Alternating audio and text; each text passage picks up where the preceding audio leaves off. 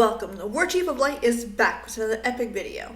Hi, my name is PAPALYMO, but you lovely people are more than welcome to call me Peeps.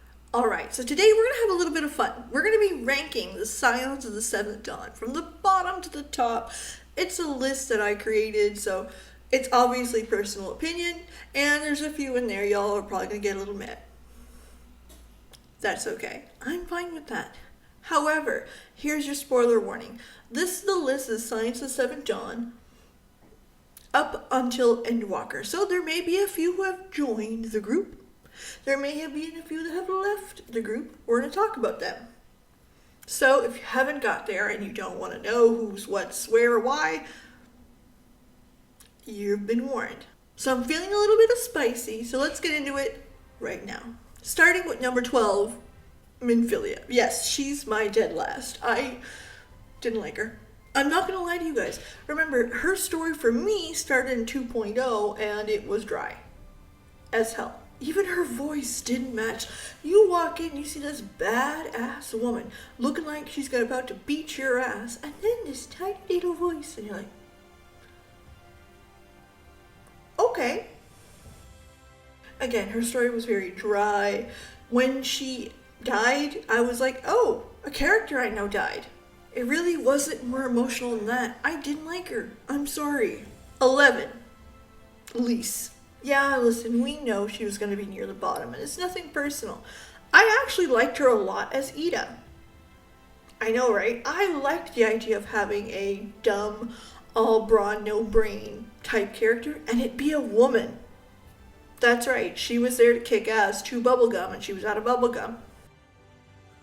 I also liked her team up with PAPALYMO, how he would correct her and just unimpressed with her stupidity here and there. It was great. Her transition to LYSE was kind of sudden, which I get. By the time we reached the patches of Stormblood, I was on board. It took a little work for me to get there, but I was on board. I don't dislike LYSE. That doesn't mean she's my favorite Scion by any definition of the word. Number 10, Y'shtola. Yeah, this is where I get canceled. I'm fully aware. Listen, a lot of people like Y'shtola. Other than her looks, I have no idea why. I understand that we need a matronly character, which kind of, not really.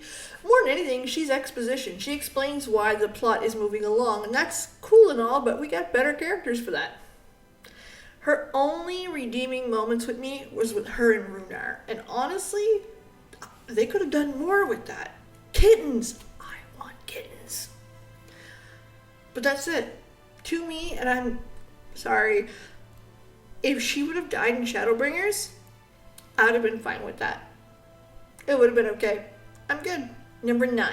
PAPALYMO. Listen, this little guy was fucking hilarious from moment one. I liked him like in the first meeting of the Scions. I thought he was witty. I thought he kept Ida in line. I really enjoyed PAPALYMO. I did. He was great. The only thing is I kind of wish he would have made it to Shadowbringers. I'm not afraid of killing off characters. But in Shadowbringers, he would have had a little bit more to him, and I don't know. I would have enjoyed it. I love PAPALYMO. Thought he was a great character, just undercooked, underdeveloped, and I would have loved to see him more. Number 8, KRILE. KRILE is our exposition / matronly character, and she did it better. She did. I'm sorry. I think she was a better character than Y'shtola, and she does the same thing. From the sass to the class to moving the story along, and she's been through some shit. But KRILE is loved. I adore little touches with her. It's not as on the nose as Y'shtola. I think that's the problem with her, is that she was a little bit too much on the nose, and I think they just kept her around because she's popular. I'm sorry. I know, no more shitting on Y'shtola. For now. Number 7, Urianger. Speaking of exposition, Urianger is the other character that really pushes the narrative along. He's the one who teaches you some lore, and I like that. He's really good at it, and I tend to retain what he tells you, even if it's wordy. I mean, that's Urianger. He's wordy, generally speaking. I even liked that the fucker lied to us. In real life, we lie. It's fact. We all lie. If it's a little or not, the best of us lies. Urionge lied. And that's okay. I'm glad that they kind of moved his character away from the one that always lies to us. But it makes sense. I don't mind when characters lie to you in game. I think it's okay. I also really like how he's been humanized since like moment number 1. He's been humanized, he's been grief-stricken since Moonbrita, and it shows in his moments. He'll mention something, he'll make a decision that you're like, yeah, that's a grief-stricken guy. And what we go through in Endwalker is just so good as a character, and it's such a great arc. I really do like Urionge. Number 6, ALPHINAUD. I love that little guy. I mean, to me, this is how you make a character grow in a game. He went from a child you would like to have put in timeout and left there, to glad to have him by your side, glad to see his views on the world, glad to teach him your views, or glad to teach him other people's views so he can expand his knowledge. He turned out to be an incredible character in our adventure, and I fell for ALPHINAUD. Love that little boy, and I'm glad that he came on our adventures with us. Number 5. We're in our top 5, so let's see how they all turned out. Number 5, Thancred. If Shadowbringers didn't happen, Thancred would have been dead fucking last. Thancred is most of us who have kids. He is the transition from whatever we used to be to a parent.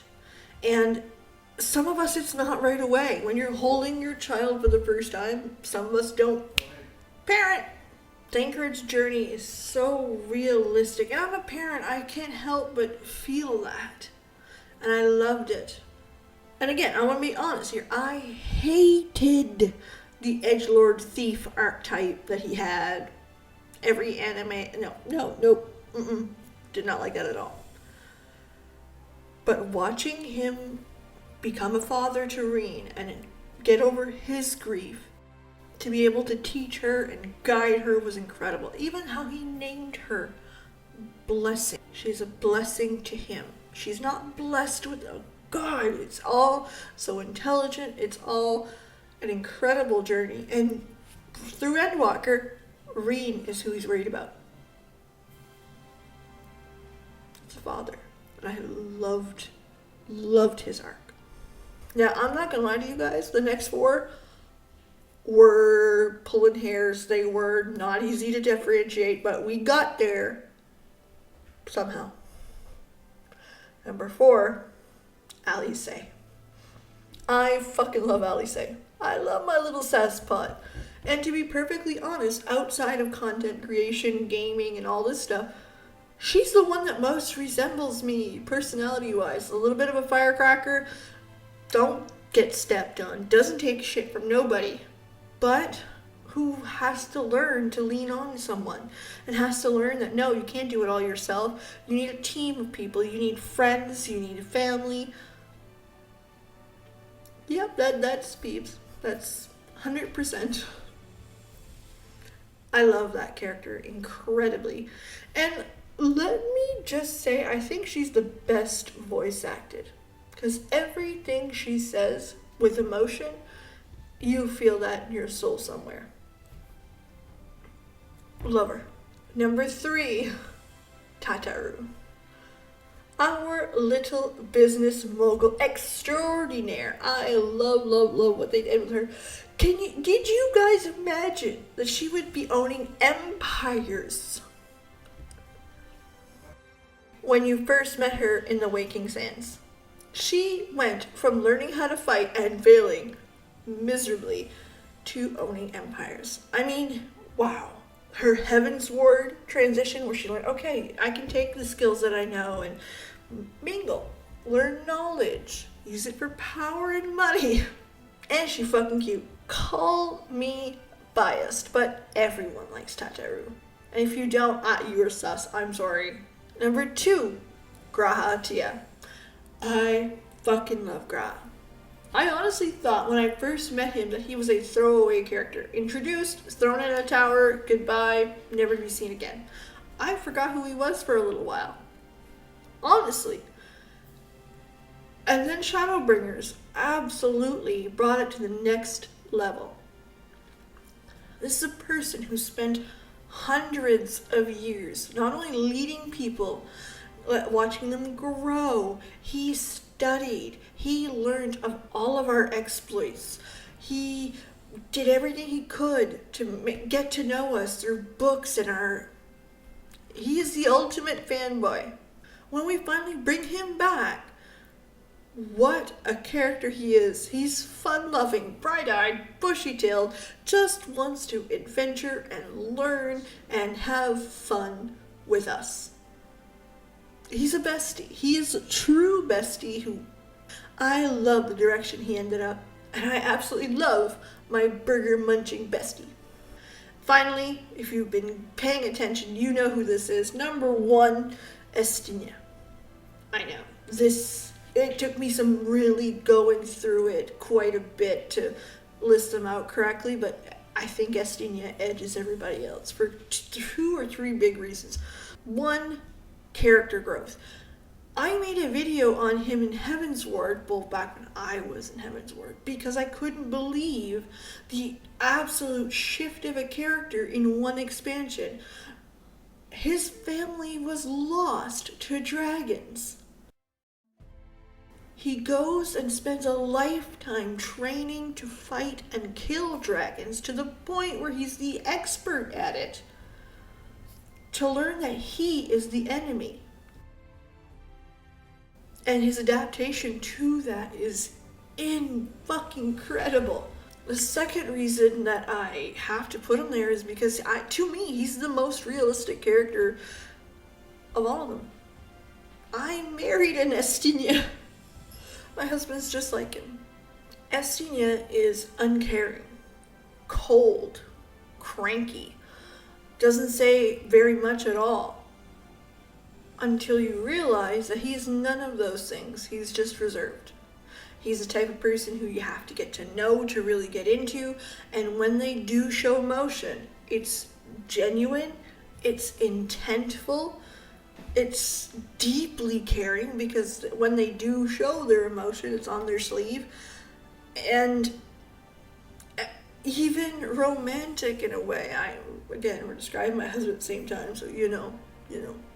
He keeps his emotions to himself until he's ready.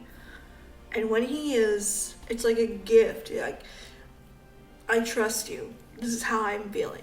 Then there's the other side of the crankiness, which is hilarious. When ALPHINAUD tries to get him to do shit, and you know that he'll enjoy it, but you gotta fight with him to do it. And you come back from the thing and you're like, you enjoyed that, didn't you? Yeah, was it bad?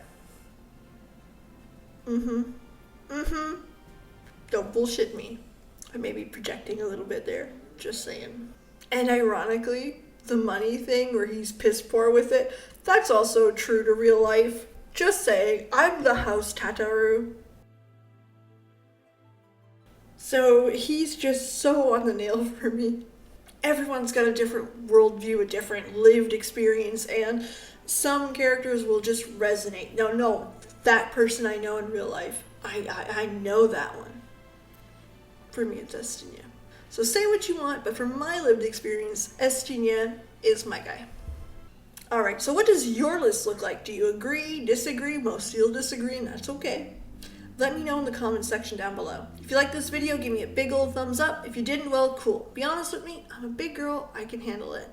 Bonus points if you tell me why, though. That tends to help out quite a bit.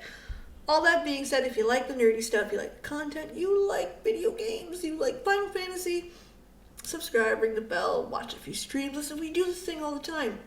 Alright, well, have a legendary day. Thanks so much for being here, and I can't wait to see you guys again on the next one. Bye. Now, imagine trying to get your grumpy Estinia type husband to cosplay as grumpy Estinia. There's still some convincing to do. Okay, there's a lot of convincing to do, but well, day by day, we're getting there.